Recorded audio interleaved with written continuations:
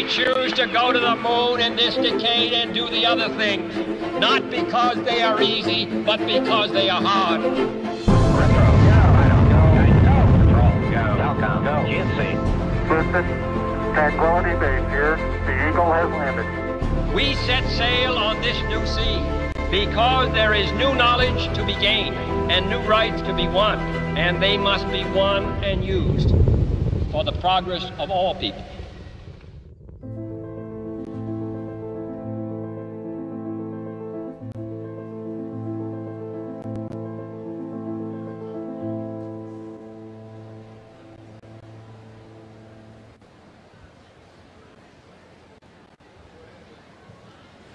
Good morning. Welcome to Rice. I'm David Alexander, the Director of the Space Institute here at Rice University. I'm so very honored to be here sharing this moment together with all of you. Today we remember the iconic speech that President John F. Kennedy gave here at Rice Stadium exactly 60 years ago. A speech that inspired a nation with the audacious vision to land a human on the moon for the first time. The legacy of those words live on to this day. They inspire and challenge a new generation of explorers, they're all sitting over there, to take up the mantle to return to the moon. And from there, cast their vision deeper into space and turn our dreams of humanity's destiny among the stars into reality.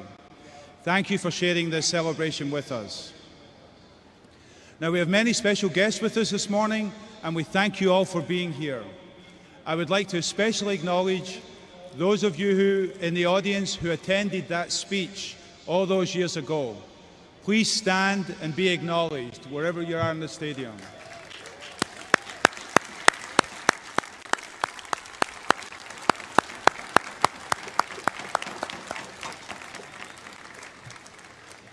I would like to also give a shout out to all of the students who are here from the Houston Independent School District.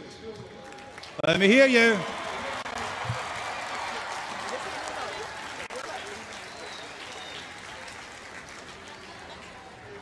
This is really what it's all about. And to the college students from Rice and our sister universities around the city. Most of you will be alive 40 years from now, when we will be celebrating the 100th anniversary, and who knows, perhaps we will even have a live feed from the women and men living and working on the moon. With his enduring words, President Kennedy inspired a generation of astronauts, scientists, engineers, and explorers to make the impossible possible. Join me in learning more about the impact of the speech and take a moment to hear from the Director of the John F. Kennedy Library, Alan Price, and NASA Deputy Administrator, Pam Melroy. Thank you.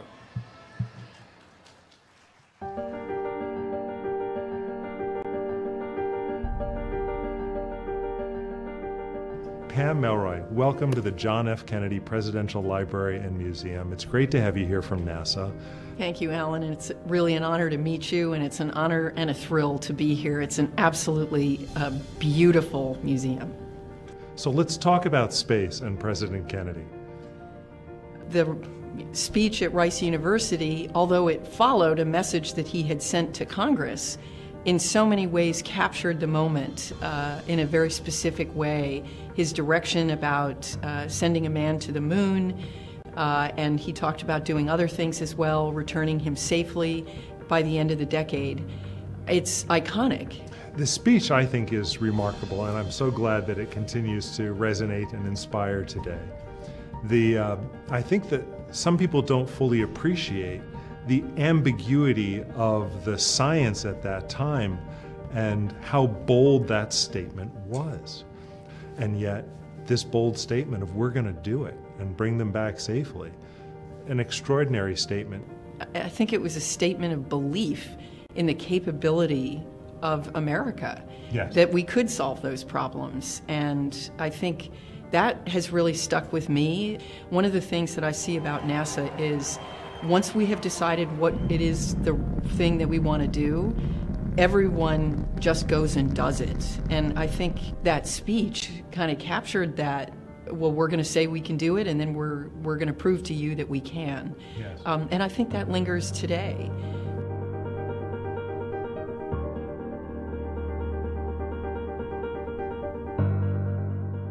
I could pick up on another aspect, I think, of President Kennedy's vision for space exploration, though clearly one of the motivators at the time was Cold War and concern that Sputnik had gone ahead of us and who's going to grab the high ground. But he had a vision that space would be an area for international cooperation and collaboration.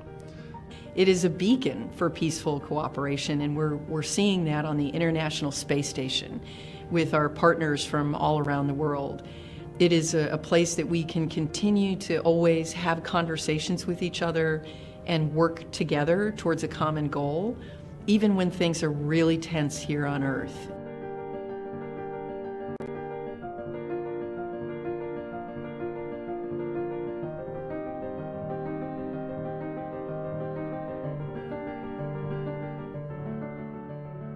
So, who gets to go to space? We have realized that what we're doing is so complicated, we really need, for our mission, a diversity of perspectives. And we have decided to weave that into the Artemis program.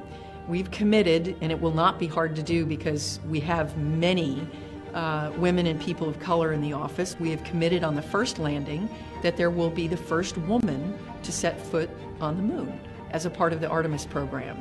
And we also have committed throughout the Artemis campaign that the first person of color will also land on the moon. That is incredibly important to us. Super exciting. It's about time. It is about time. I couldn't agree more. Congratulations. Thank you.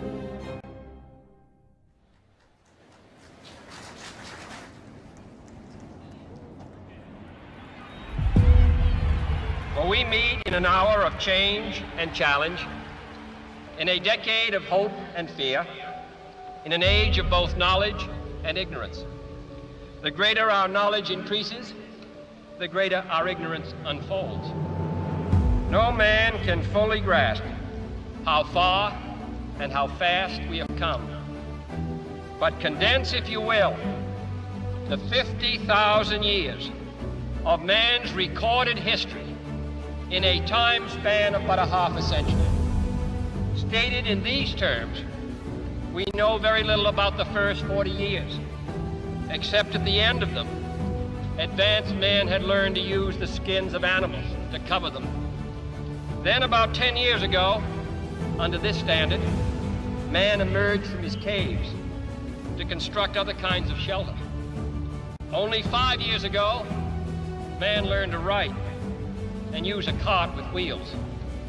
Christianity began less than 2 years ago. The printing press came this year. And then less than 2 months ago, during this whole 50-year span of human history, the steam engine provided a new source of power. Newton explored the meaning of gravity. Last month, electric lights and telephones and automobiles and airplanes became available. Only last week did we develop penicillin and television and nuclear power. And now, if America's new spacecraft succeeds in reaching Venus, we will have literally reached the stars before midnight tonight. This is a breathtaking pace, and such a pace cannot help but create new ills as it dispels old. New ignorance, new problems, new dangers. Surely the opening vistas of space promise high costs and hardships, as well as high reward. So it is not surprising that some would have us stay where we are a little longer, to rest, to wait. If this capsule history of our progress teaches us anything, it is that man in his quest for knowledge and progress is determined and cannot be deterred. Those who came before us made certain that this country rode the first waves of the Industrial Revolution, the first waves of modern invention, and the first wave of nuclear power. And this generation does not intend to founder in the backwash of the coming age of space. But why, some say, the moon? Why choose this as our goal? And they may well ask, why climb the highest mountain? Why, 35 years ago, fly the Atlantic? Why does Rice play Texas? We choose to go to the moon. We choose to go to the moon.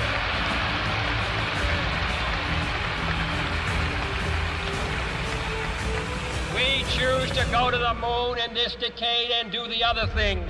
Not because they are easy, but because they are hard. Because that goal will serve to measure to the best of our energies and skills. Because that challenge is one that we are willing to accept. One we are unwilling to postpone, and one which we intend to win.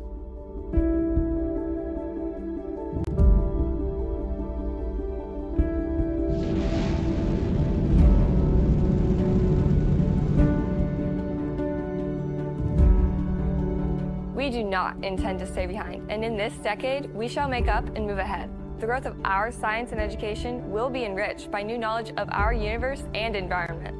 By new techniques of learning and mapping and observation. By new tools and computers for industry, medicine, the home, as well as the school.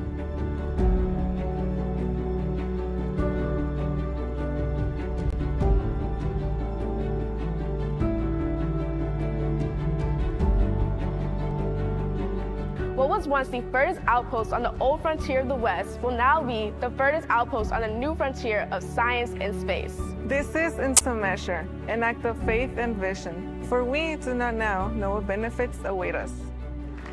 My fellow Americans, I give you the heroes of the future who will carry us back to the moon and beyond, the Artemis generation.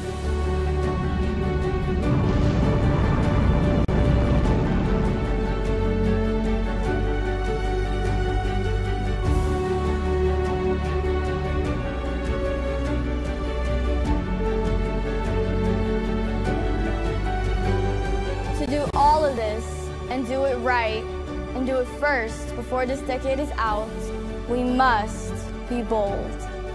And therefore, as we set sail, we ask God's blessing on the most hazardous, dangerous, and greatest adventure on which man has ever embarked. Thank you.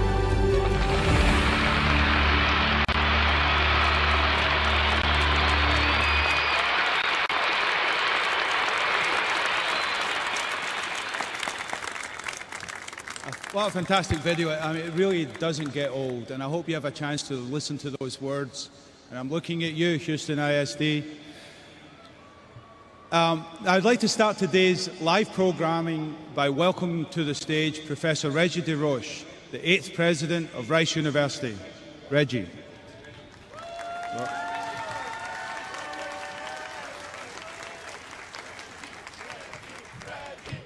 Thank you, David. I still get chills when I see that video. Before I begin, I want to thank all of you for being here. And we know it's hot and humid, but we will all be very brief with our remarks. In the audience, we have astronauts, elected officials, Rice Board of Trustees, Rice faculty, staff, students, and alumni, and leadership from NASA and the Johnson Space Center. I want to extend a special welcome to the thousands of students here from the Houston Independent School District. Thank you for being here.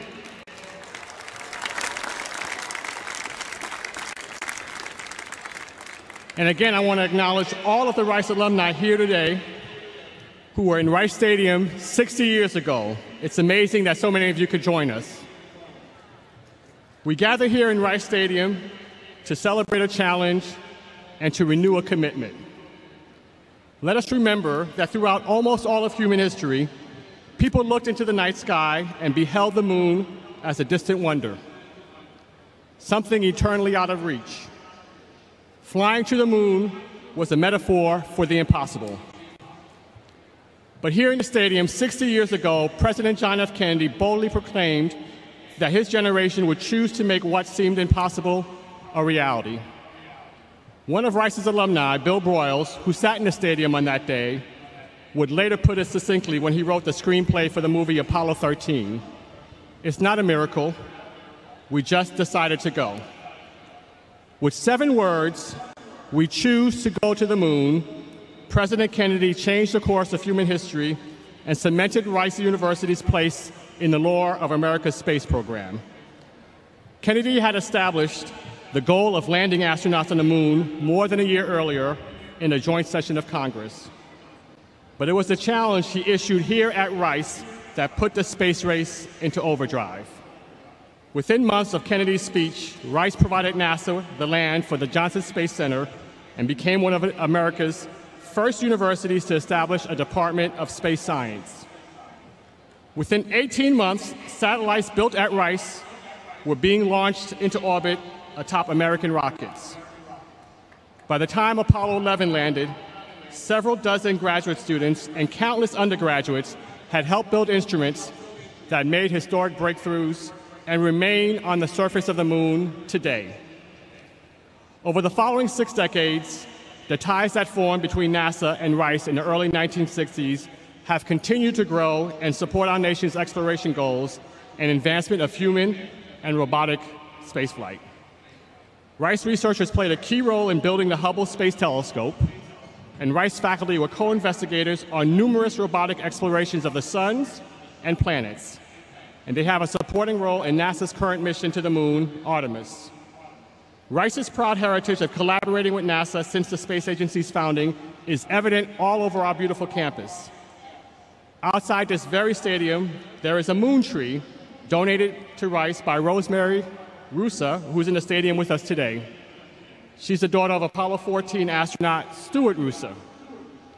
Rice is privileged to be a partner in pursuits related to space exploration and to be part of an historic collaboration with NASA that supports some of the world's most important research and educational outreach.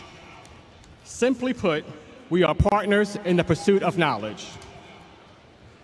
Such knowledge, in the words of John F. Kennedy, must be won and used for the progress of all people. Now a new generation chooses to go to the moon, and once again, Rice proudly takes wing with NASA and a nation destined for the stars. And now, I invite Johnson Space Center Director Vanessa Weich to the podium. Thank you.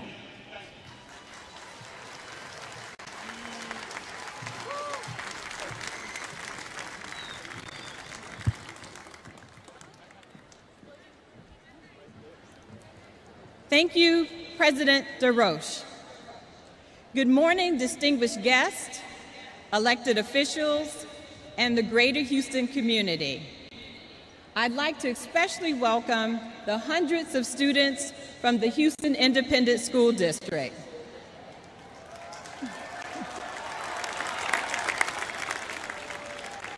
I'd also like to recognize the employees from NASA's Johnson Space Center and from all across the agency. And a special welcome to the NASA Alumni League, our retired NASA workforce. Many were a part of the history that we're celebrating today.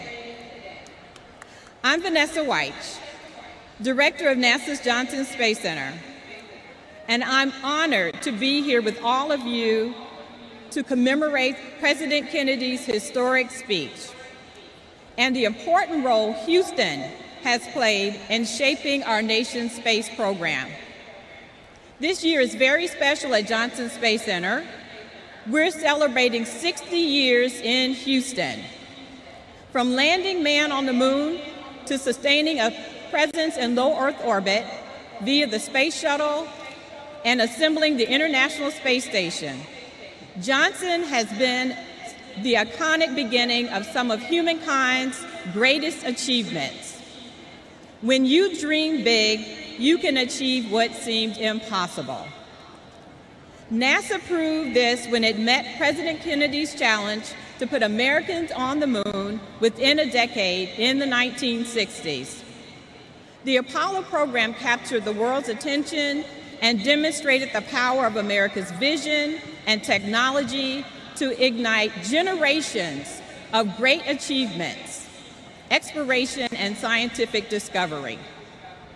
At Johnson, I'm privileged to lead more than 11,000 employees who work each day to dare, unite, and explore, and lead the world in human space exploration. As the home to America's Astronaut Corps, International Space Station, Orion, and Gateway programs, and a host of future space developments, our team plays a pivotal role in enhancing scientific and technological knowledge to benefit all of humankind. NASA's journeys have proved technological breakthroughs push the frontiers of scientific research and expand our understanding of the universe. These accomplishments and those to come share a common genesis: education in science, technology, engineering, and math. And for me, that involves increasing academic partnerships in NASA projects, enhancing high school education, supporting underrepresented communities, strengthening online education, and boosting NASA's contribution to informal education. The intended outcome is a generation prepared to code, calculate, design, and discover its way to a new era of American innovation. We seek to create opportunities for a diverse set of students to contribute to NASA's work in exploration and discover. Recently, I signed Space Act agreements with all of the universities in our local area, including Rice University, to enhance our academic partnerships. With our Artemis Moon to Mars exploration program, NASA will put the first woman and the first person of color on the lunar surface and build a sustainable presence there.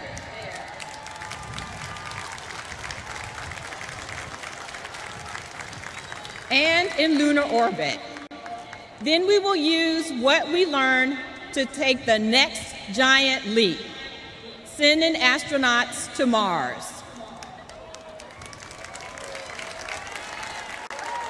Our goal at Johnson Space Center for the next 60 years is to make Texas a global hub of human exploration, such that any country or entity that desires to work in low Earth orbit, around the moon, on the surface, further in the cosmos, can begin their next giant leap right here in Space City.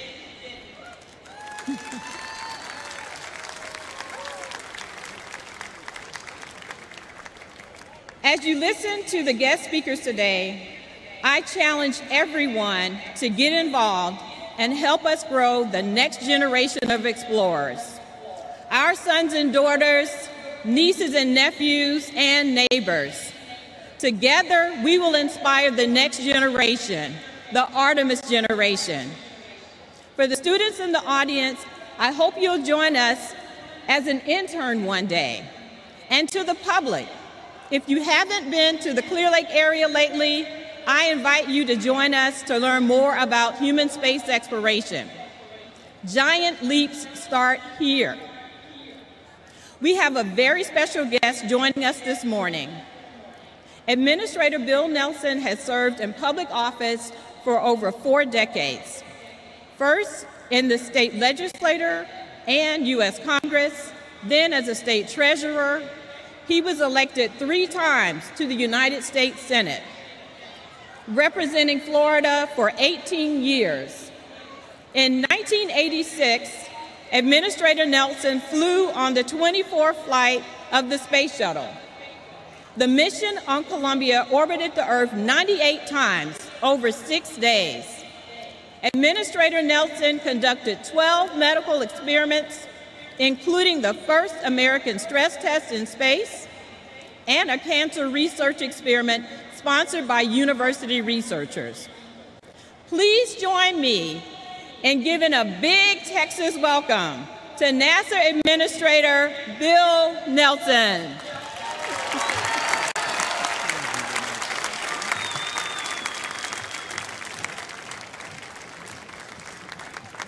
If it's any consolation to you students, it was as hot 60 years ago in this stadium with the president as it is today.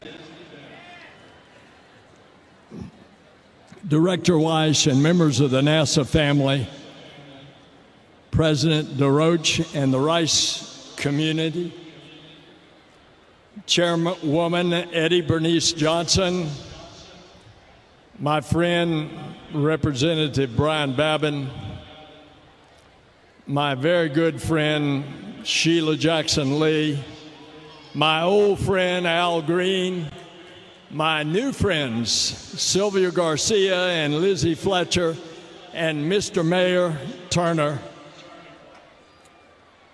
and of course the educators and students from the Houston Independent School District. So thank all of you for being here.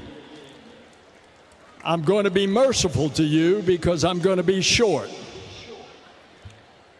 Throughout America's story, there are defining days, days when minds change, hearts fill, and imaginations soar.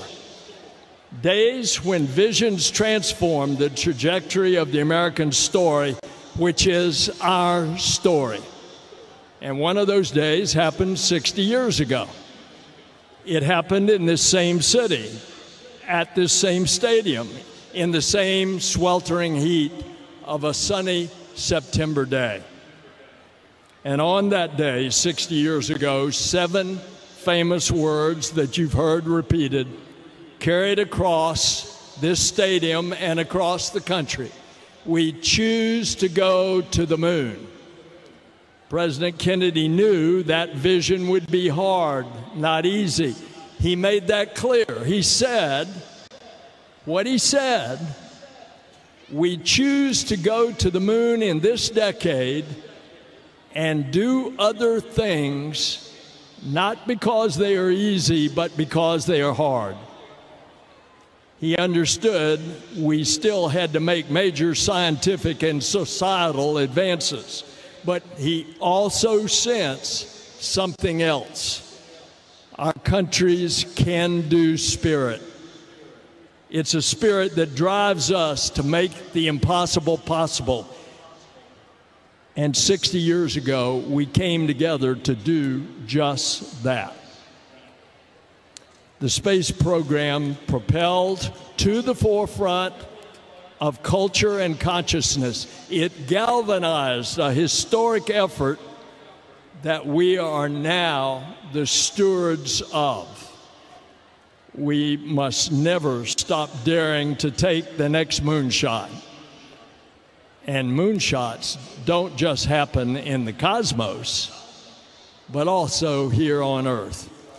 So it is today at the John F. Kennedy Library that President Joe Biden is taking the cancer moonshot to new heights.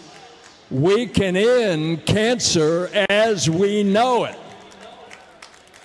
And today in Space City, a new generation, the Artemis generation, stands ready.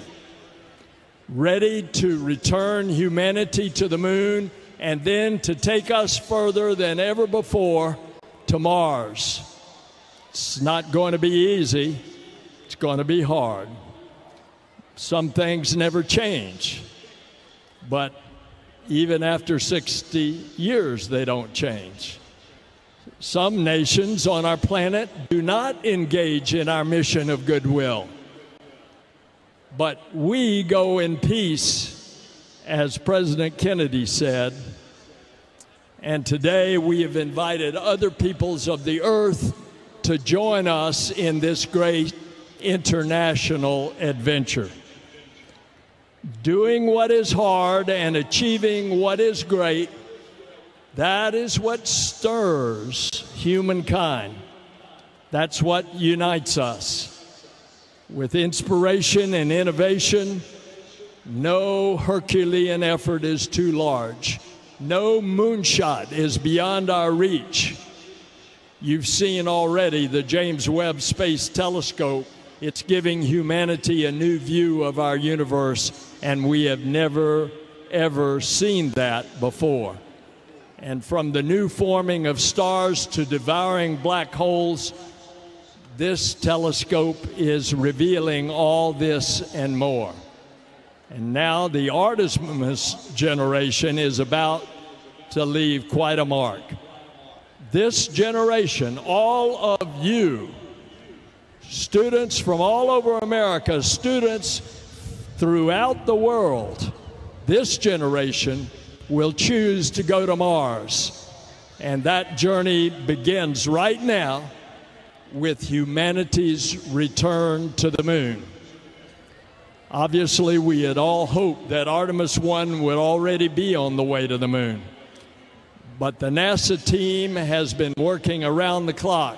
Their resolve and perseverance are unrivaled. And I have full faith in this team and the mission.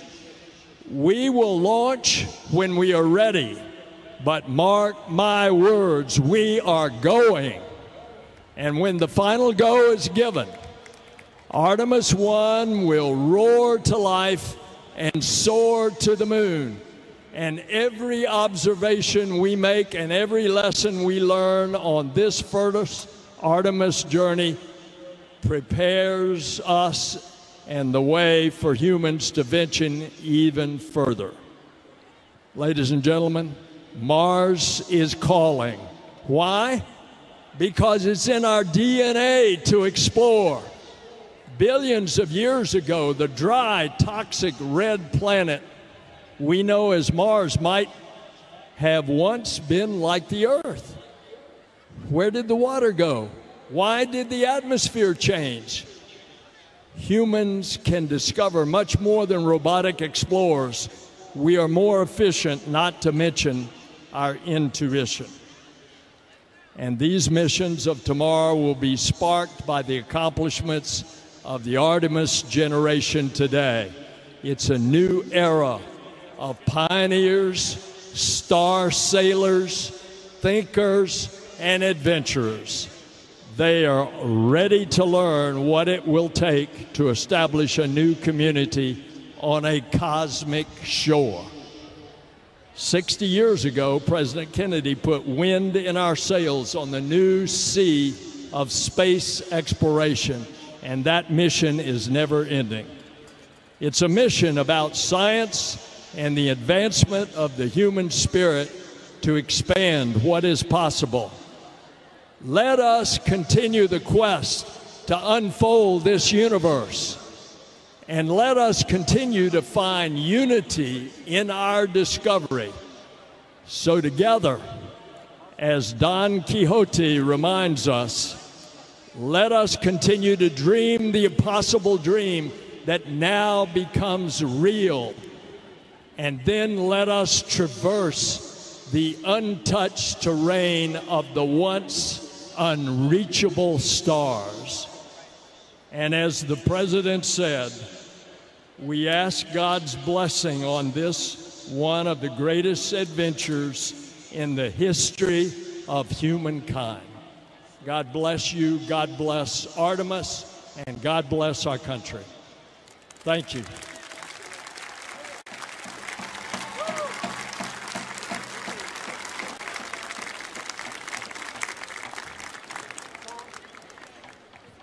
Thank you, Administrator Nelson. So now we're lucky here in Texas to have representatives who are supportive of the Artemis program, the future of space exploration, and NASA's many missions.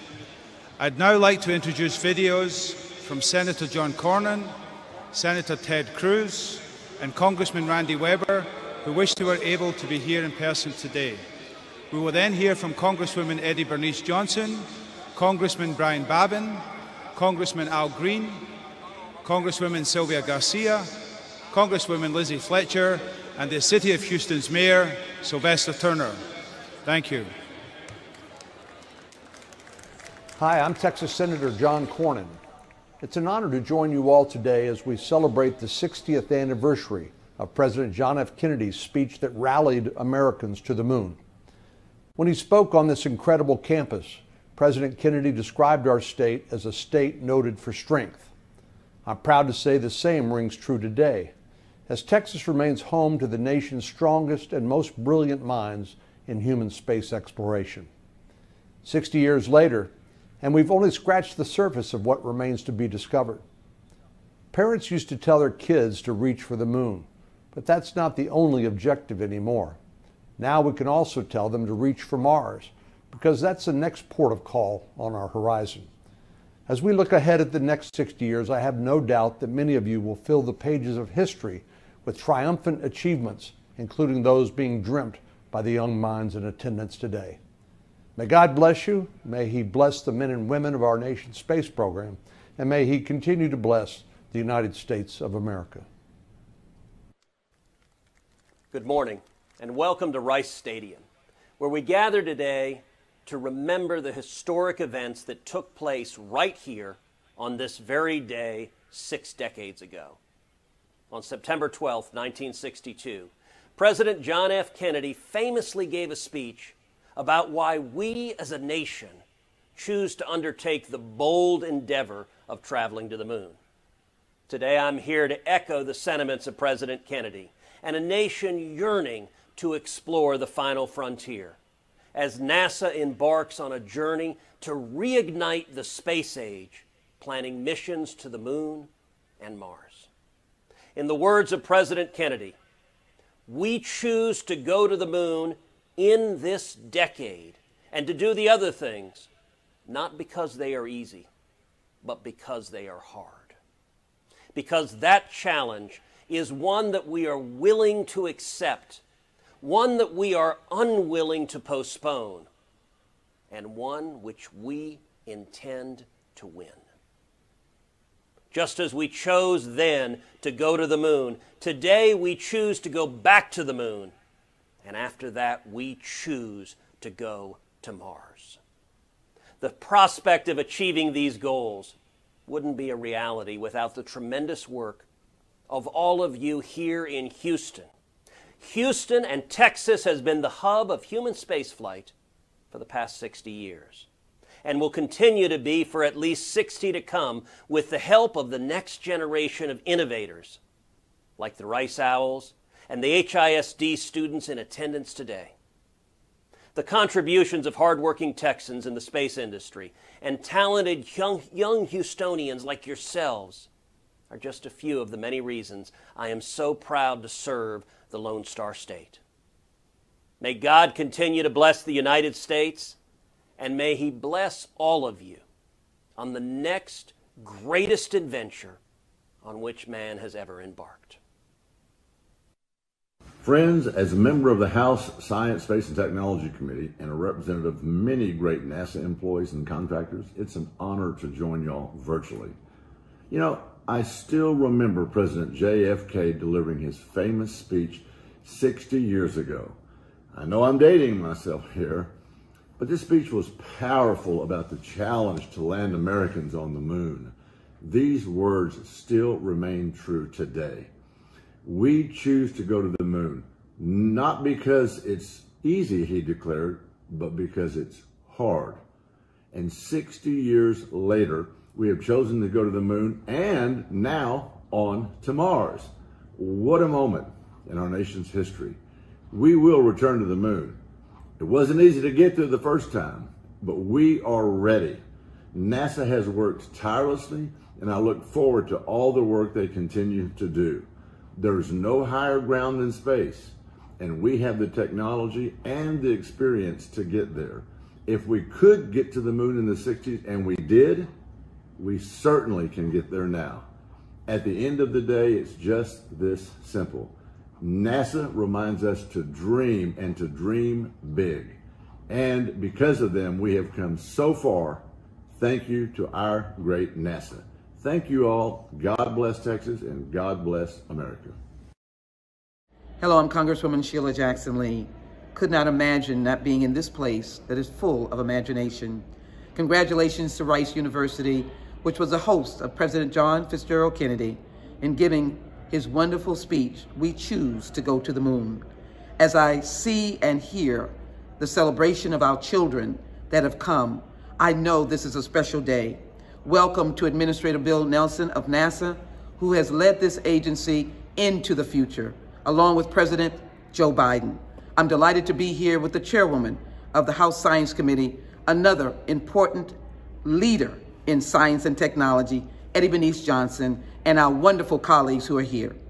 As a member of the Science Committee in the 1990s, I can tell you that my eyes were open and I continue to build on my love and affection for the importance of space exploration. I'm reminded of the time that we were able to make sure that all that needed to be done was done, and the space station continued to be built, and yes, to go into space. Let me congratulate Mae Jemison. This is the 30th year, commemorative year, of her going into space. So that's why this day is so very important, because it is a response to all those starry eyes that are here. Can we go into space even further? Can we go to the moon and to Mars? I will tell you that the members of the United States Congress will stand by this program. I will continue to stand by it and provide the funding in collaboration with the administration so that we can not only choose, but go to the moon and Mars. I'm reminded of the words of President John Fitzgerald Kennedy, who took some words from George Mallory about the reason that he climbed. He climbed the mountain because it was there. And so space is there, and we're going to climb it. And as well, we're going to move it beyond our expectation. Yes, space is there for humanity to achieve the very best that they can. Today, we recommit ourselves to this important mission. Congratulations. Thank you, Rice University. Thank you to NASA. And thank you to all of you who have gathered, the astronauts, now, yesterday, and in the future. This is America. God bless all of you, and God bless the United States of America.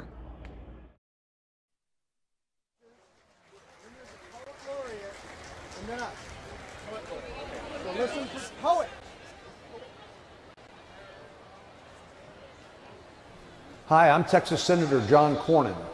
It's an honor to join you all today as we celebrate the 60th.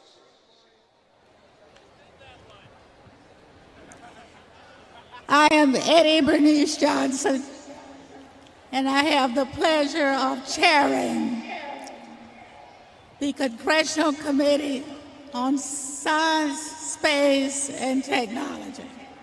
So this is a great day for us, and it is a real pleasure to be here to celebrate the 60th anniversary since President Kennedy spoke in this stadium.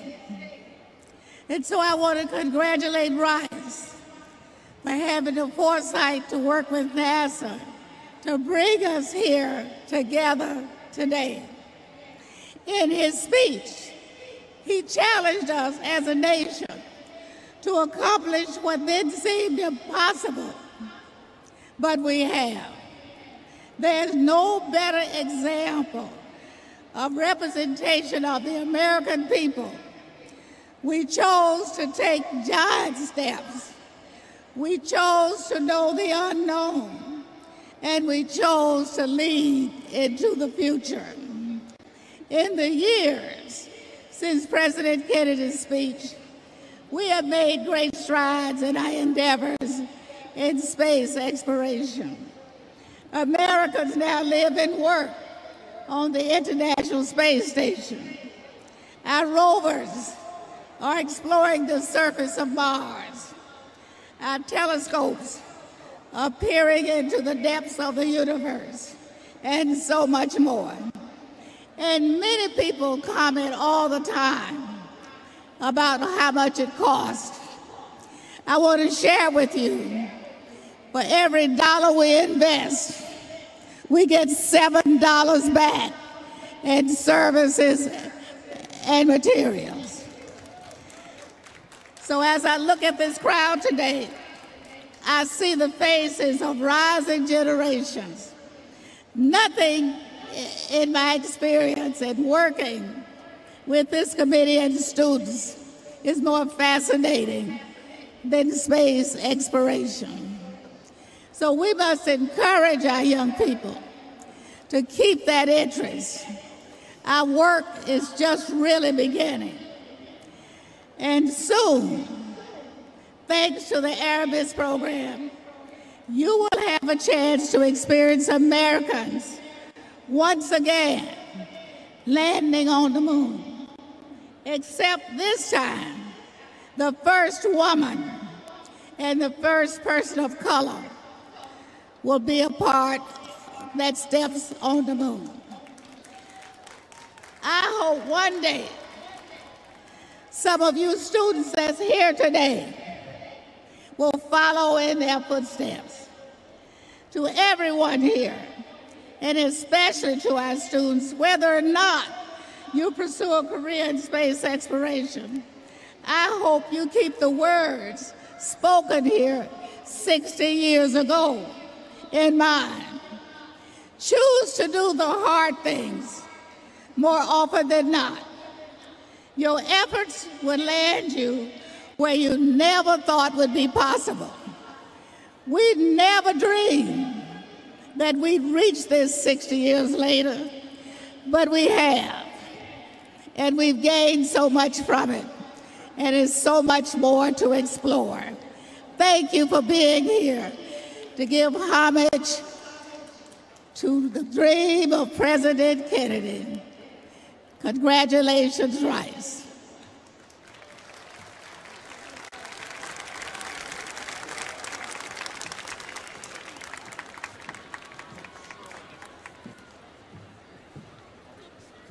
Thank you. I'm Brian Babin. I represent the 36th District, and I have the great honor of representing Johnson Space Center. What an honor to be out here today. Thank you. In May of 1961, from the Speaker's rostrum in the House of Representatives, President Kennedy charged Congress with an ambitious mission to send astronauts to the moon.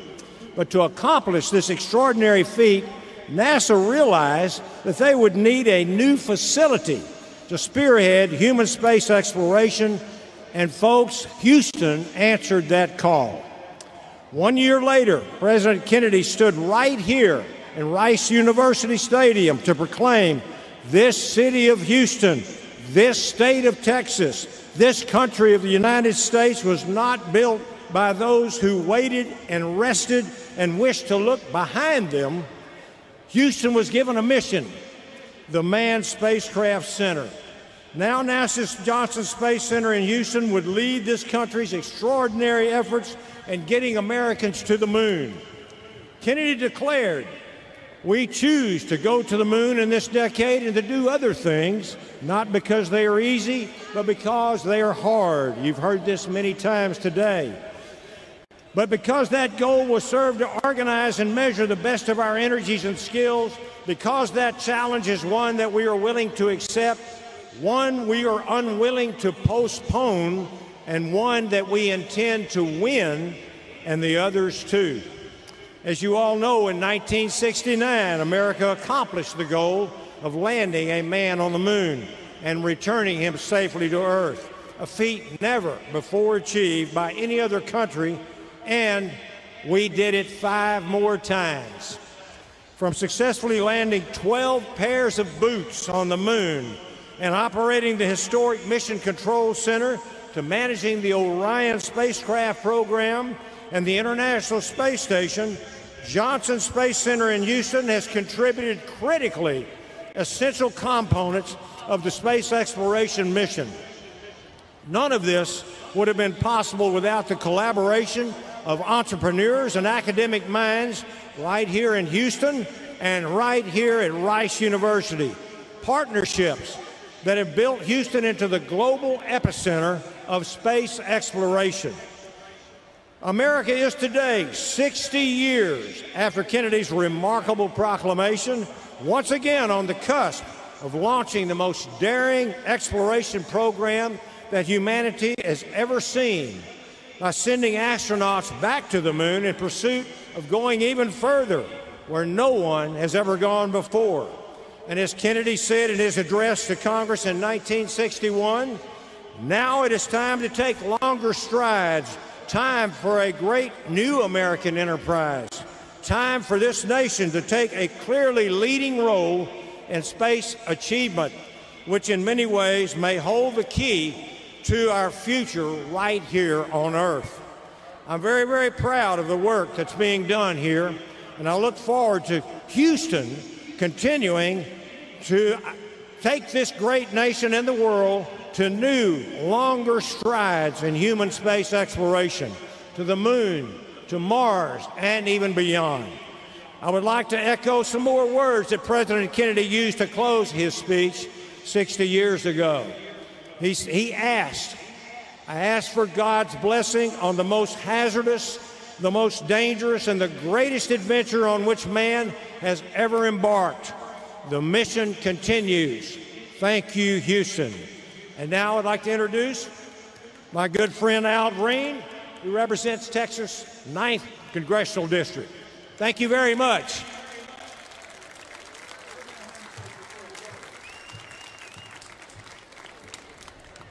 Congressman, thank you very much for your very kind and warm introduction.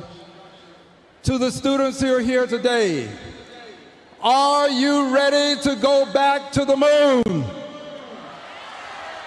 Do you believe we can go to Mars? Would you like to go to Mars? Well, first you're going to have to listen to this speech. Friends, President Kennedy had something unique.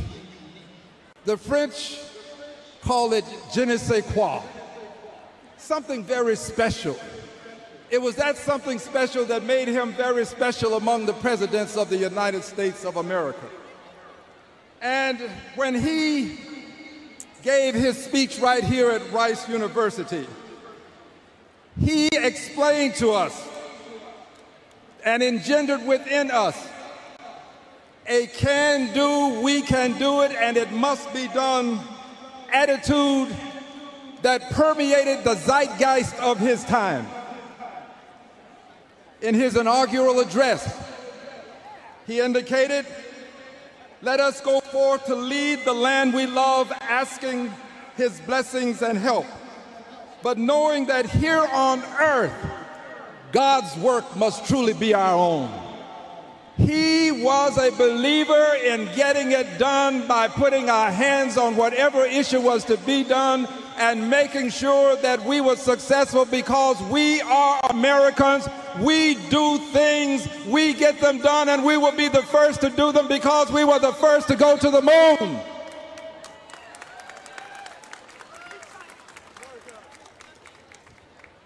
Nearly 2 years later, President Kennedy, this was after his inaugural address, reduced the impossible to the difficult. And the difficult he reduced to a matter of choice when he proclaimed that we choose to go to the moon in this decade and do the other things not because they are easy, but because they are hard. But what he said about going to the moon was something that young people across the length and breadth of this country took to heart. Young people decided that they wanted to do the difficult things. They decided to major in math and physics and engineering because they wanted to assure this country that they too believed that we could do the difficult things. These young people did these things because they were hard. And his response, President Kennedy's response to the naysayers and doubting Thomases, was captured when he extolled, by way of exemplar, this city of Houston, Texas, this state, this country of the United States was not built by those who waited and rested and wished to look behind them. Further, he indicated the exploration of space will go ahead whether we join in it or not. No nation which expects to be the leader of other nations can expect to stay behind in the race for space. President Kennedy, the great president, the president who led us into space, led this nation to believe that although the magnificent insular, this island that we know as Earth, is our genesis, our preeminent My preeminent destiny is the stars. Are you ready to go to the stars?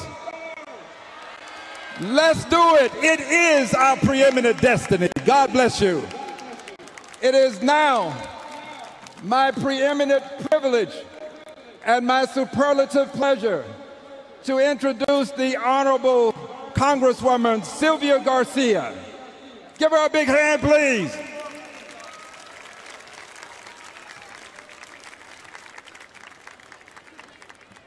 Thank you, Congressman.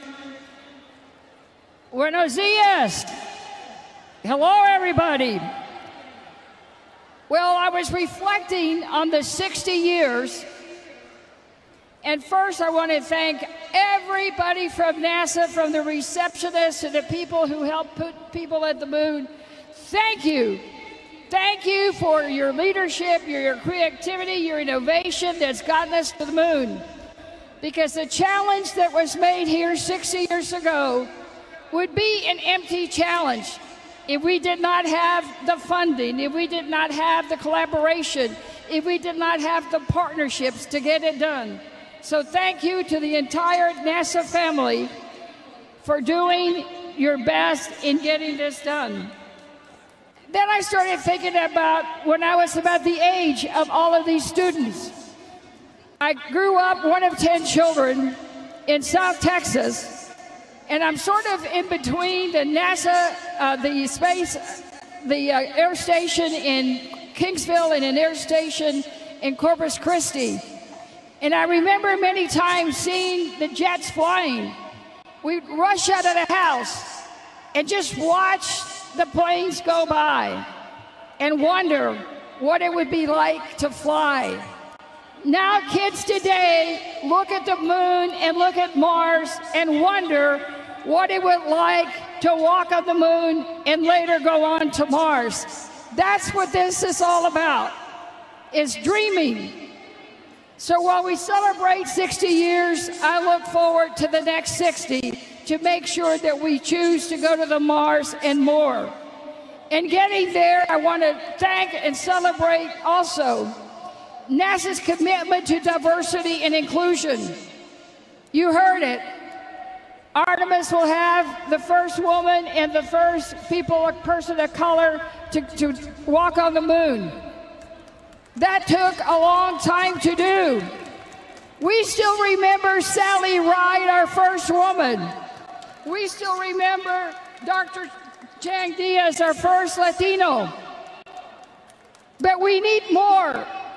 Because just like HISD has kids that speak 122 languages, representing all kinds of countries, we want to make sure that the moon and Mars looks like HISD in Houston. So thank you, NASA, for your commitment and for your strength and moving forward. So as I look again and think about those years growing up, all my brothers played football. All my sisters were cheerleaders. I was the nerd. I was not a cheerleader. But now I'm a NASA nerd and I cheer for NASA. So all things good. So again, thank you to Rice for hosting us. Thank you to all of NASA. It is now my pleasure to introduce one of my colleagues who serves on the committee with jurisdiction over NASA and NASA funding, Lizzie Fletcher.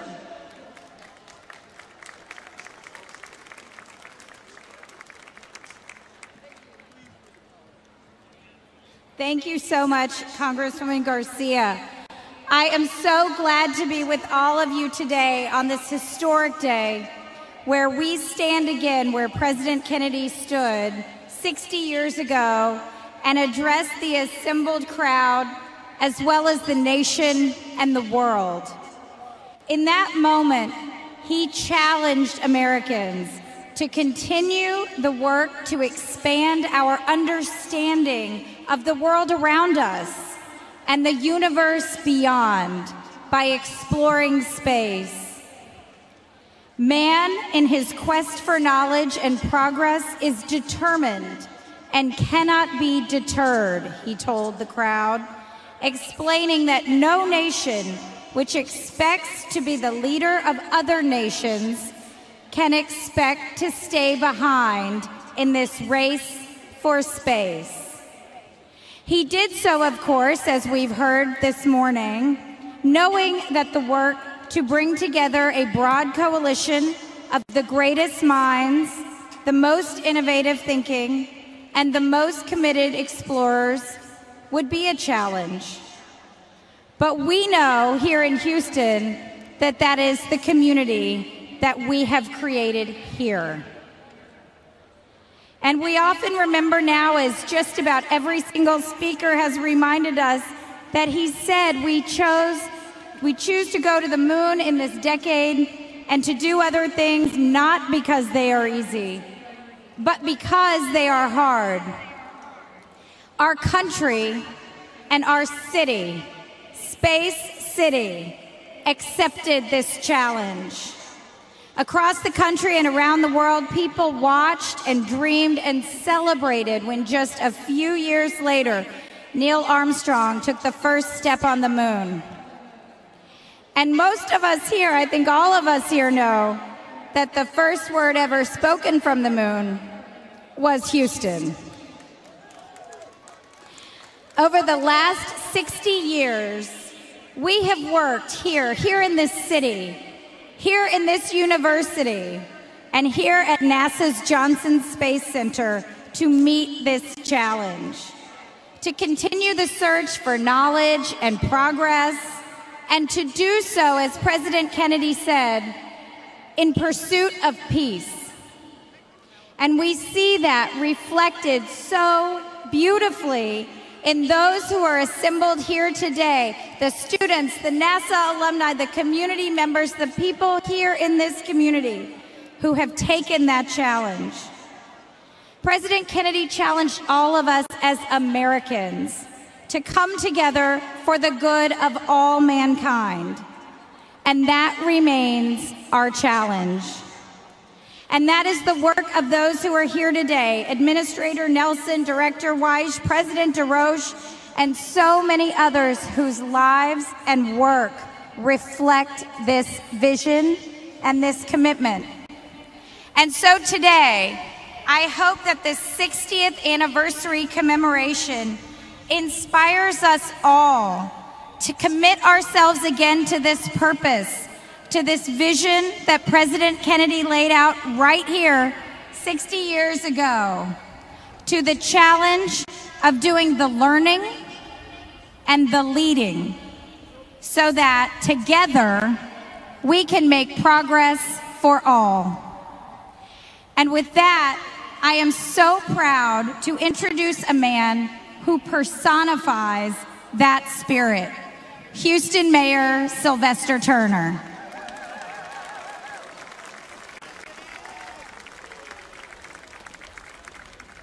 Thank you so very, very much. If you will, let me adopt everything that has already been said. Let me thank you all for being a fantastic audience. 60 years ago, President Roach, it was hot and steamy. Administrator White, it was not easy. People were sweating. It was hot. But the very fact that you all have been here and listened to one person after another, it signifies it has not been easy, but you have chosen to be a part of this audience. And that's what Houston is all about. We endure the heat, we endure the steam, we fan, we sweat, but in the end, we make it happen. So to my council members, Councilmember Cadman, Councilmember Robinson, to NASA, to the Johnson Space Center, to Rice University, the professors and the staff. Now let's move forward. This is a different city than 60 years ago. We are more diverse, we are even smarter, we are more prepared, and we are ready to make it happen. Now let's go back to the moon, let's go to the Mars, and I'll see you down the road. Let's enjoy.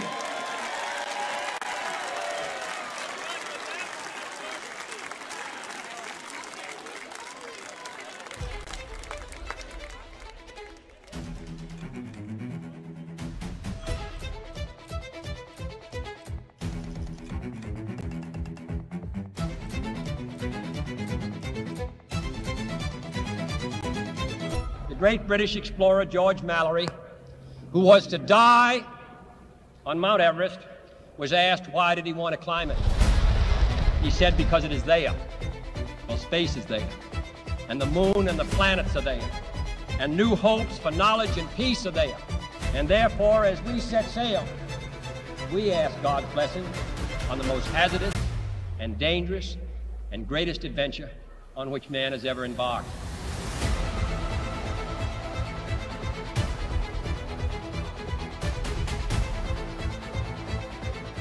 We set sail on this new sea because there is new knowledge to be gained and new rights to be won, and they must be won and used for the progress of all people.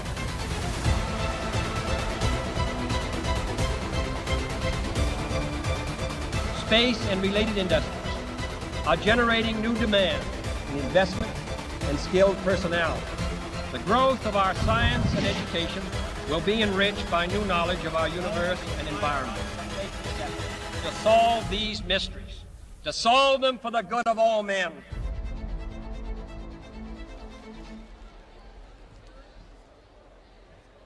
Hello again. So for nearly 22 years, humans have lived and worked in space in a continuous unbroken streak to test new technologies, conduct scientific research, and learn what it takes to explore deep space at the moon and eventually Mars.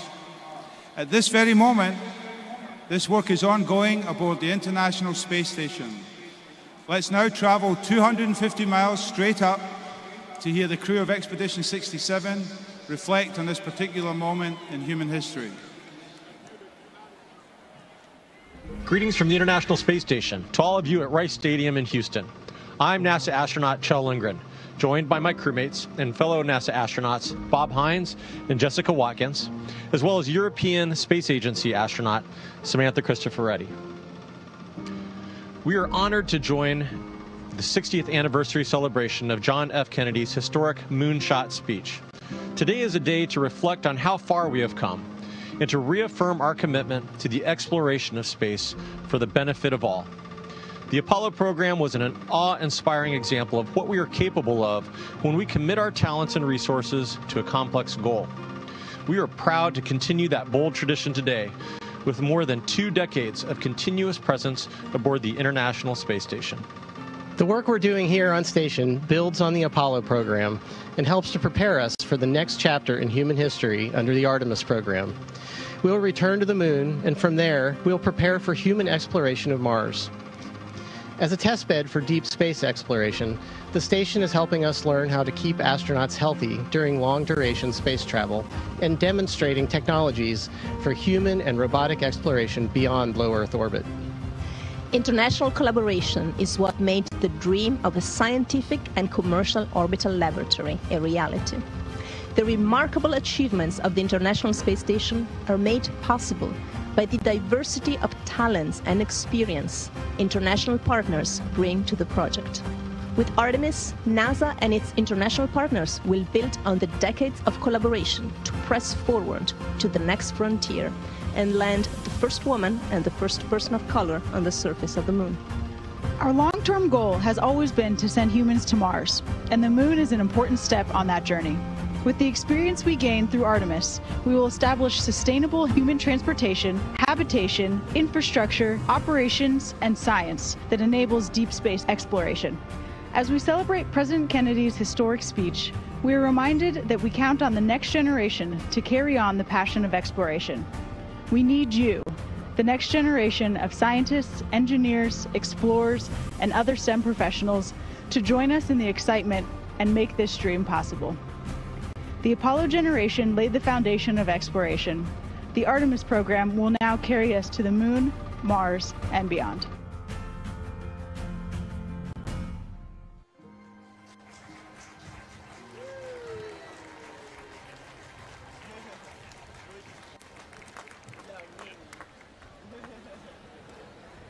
Good morning. At the time of President Kennedy's speech, I was a cadet at the French Air Force Academy. Like many other young people on the planet, I understood that a new era of space exploration had begun.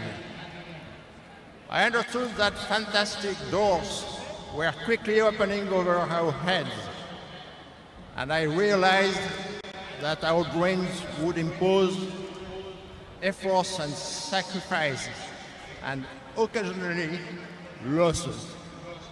One phrase in President Kennedy's speech remained in my mind and helped sometimes. If this capsuled history of our progress teaches us anything, it is that man, in his quest for knowledge and progress, is determined and cannot be deterred. Thanks to President Bush to space exploration, each of us in the job got his or her inspirational lesson. I was not alive when President Kennedy made his speech here in this stadium, but I was a 4-year-old living in Houston when we first walked on the moon. I remember being in my backyard with my parents and my older sister, looking up at the moon that was rising over the roof of our house. I remember my parents saying something to the effect of, "We have people there." It was then that I decided I wanted to be an astronaut. The part of President Kennedy's speech that always resonated with me is that iconic line about doing things because they are hard. But then it's the next phrase. He said, because that goal will serve to organize and measure the best of our energies and our skills. It was certainly true then, and it is still true now. Big, difficult challenges demand the best of our energies and our skills and our humanity. The future of humanity through space exploration depends on the strong acceptance of ethical values that should already drive our civilization. All of us, space travelers, can witness that the more we climb, the more we forget about the struggles on Earth, and the more we feel the fragile soul of our beautiful home planet. The full beauty of the Earth appears with distance, and we can appreciate, thanks to the amazing discoveries of the Hubble and James Webb telescopes. Jean-Loup, you are right about the beauty of the Earth. Looking down from the space station, one has a unique vantage point to take in the wonders of our planet. The continents, the oceans, the clouds. You can see that we are all one together on our precious and, yes, our fragile Earth. Turning one's gaze to the stars, you can feel the enormity of the universe. You know that we need to continue to explore, and we need to continue it in peace and harmony together. Let's us all preserve the beauty of our planet and get ready to pursue on the same ship the fantastic odyssey of space exploration. And we are doing that right now on a launch pad at the Kennedy Space Center is our first Artemis rocket. Very soon, we'll be launching once more towards the moon. NASA is working with our commercial partners and international partners to establish the first long-term presence at the moon. Jointly, we will venture out into our solar system to explore and see and understand.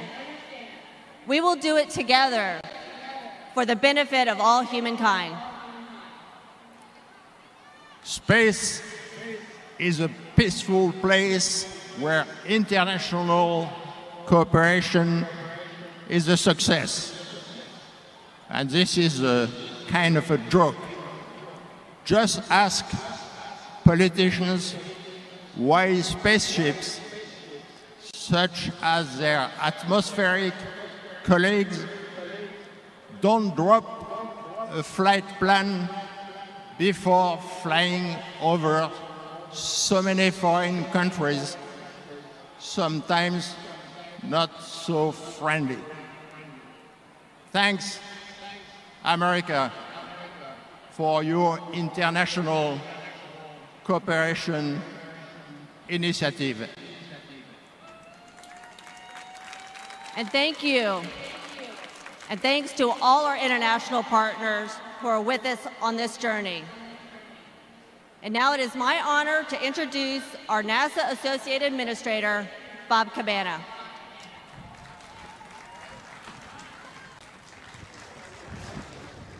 Thank you, Shannon. All right, we are going. Now, as JFK declared 60 years ago, we are choosing to go. And we're going together. We're going because of our unified goal and the strength that comes from our diversity. The impact of Apollo and the achievement of bold exploration goals has rippled out in ways that would be impossible to precisely measure. We not only went to the moon, but we are now looking at stars formed in the earliest parts of our universe. We're flying helicopters on Mars, and we're using advancements in technology and science to understand our own home planet, Earth. NASA has also changed. We've moved forward.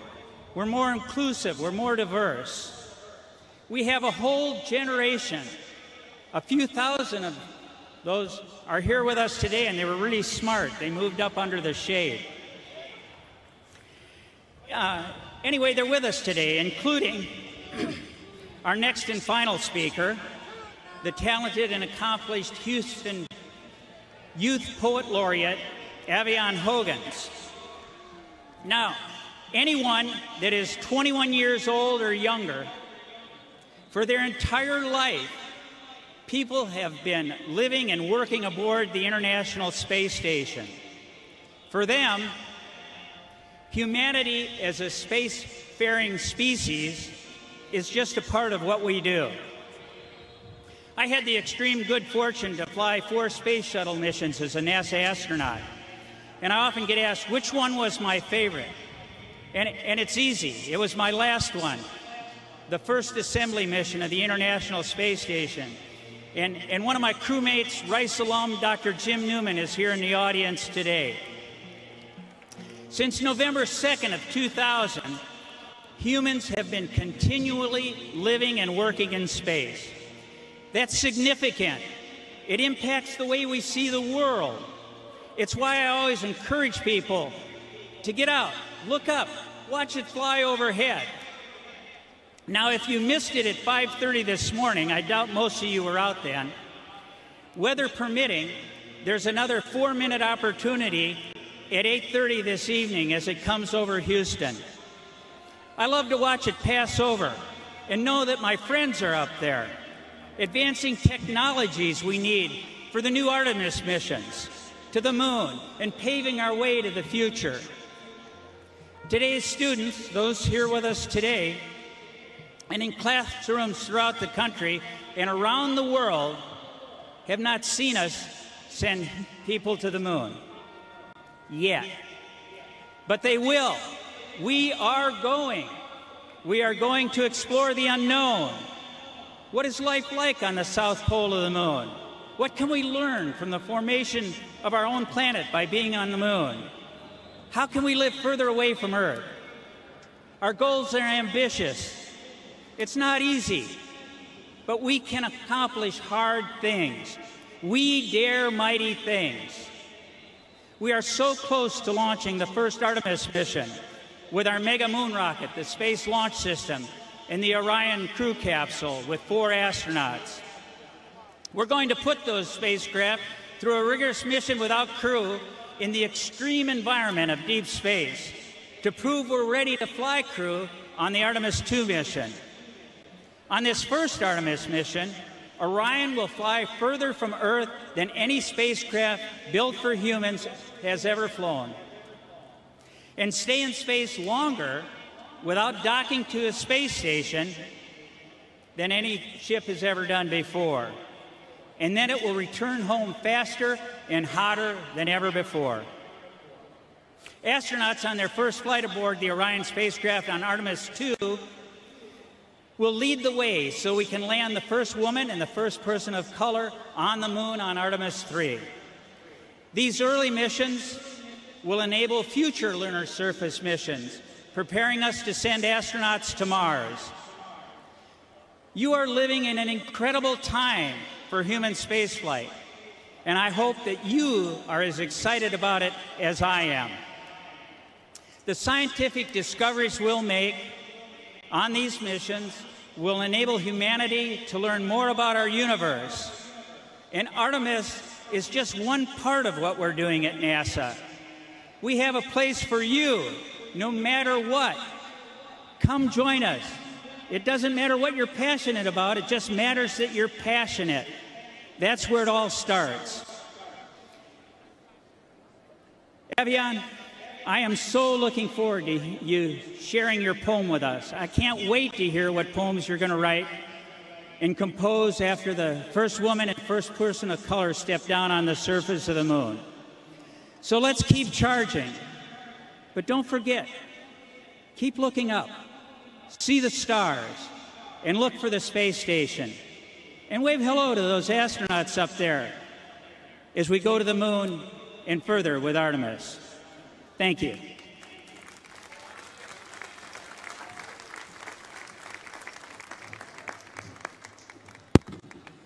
Well, thank you. I want to thank all of our speakers today. The message is loud and clear. We are going to the moon. So let us continue to encourage our present and future generation of explorers. We know that your curiosity and passion will help us to achieve the next step in space exploration, giving life and continuing the legacy of President Kennedy's word. I know of no better way to close this program than from a member of this, the Artemis generation. It gives me great pleasure to introduce Avalon Hoggins, Houston's Youth Poet Laureate, and our proud Rice University freshman, who will give a special rendition of her poem, The Skyline of Mine. Avalon.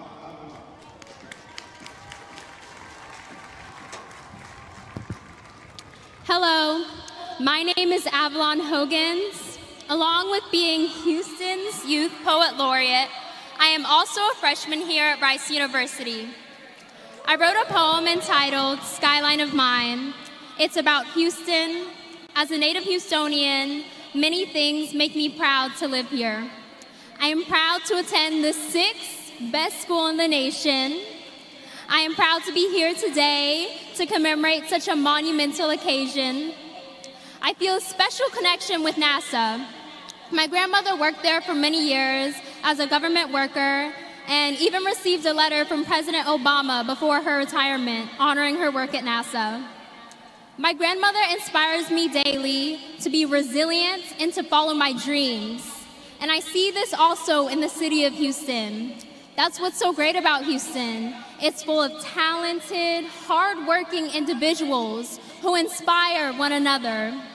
This inspired my poem, Skyline of Mine, which is about how the people make this city so bright. I was born and raised here in the 4th Ward area as a shy kid who loved to write but was scared to speak her mind.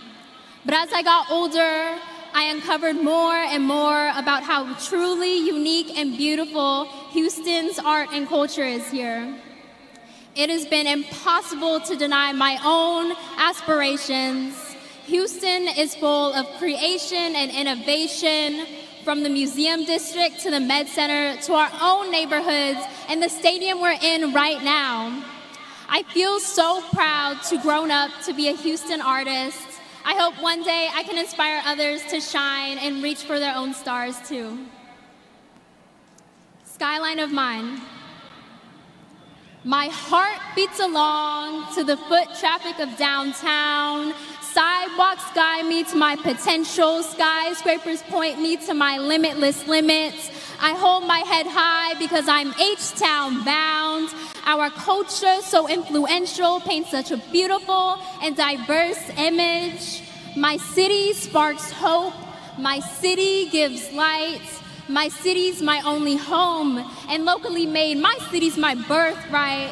I've seen fireworks out my window. I've imagined my own Afro-American dream. I've seen thunder out my window. I've watched flooded gloom drain back to gleam. Houston strong, we rebuilt our legacy. Brick by brick, we regenerated our home.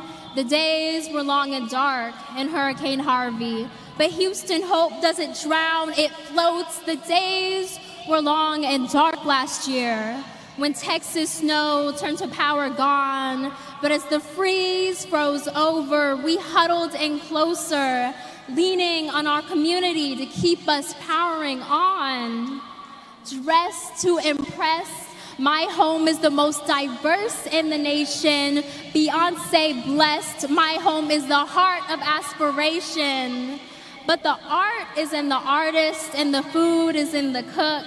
The singer is in the song, and the author is in the book. It's the people who make this place worth praising. It's the culture that makes this place so amazing. Who says you can't see stars in the city? They're coming down the highway, they're running through the park. Who says stars don't shine as bright in the city? In Houston, Space City nickname, we can see stars in the light and in the dark. Houston, we have a problem, and our Houstonians can solve it. Home to the wisest and kindest you'll ever meet. Shout out to the first-gen students at Rice University. Growing up and living in Houston has taught me so much about having pride, and I'm so proud to live under this skyline of mine. Thank you.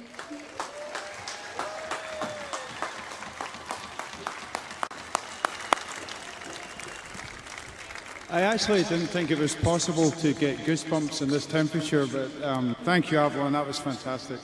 That was a beautiful way to honor the ideals and visions for Houston. So before leaving the stage to the Rice Marching Owl Band, I want to thank you all for being our guests at this very special celebration, and to remind you that the future in space starts with you. Please enjoy the exhibit space and have a safe journey home. Thank you all.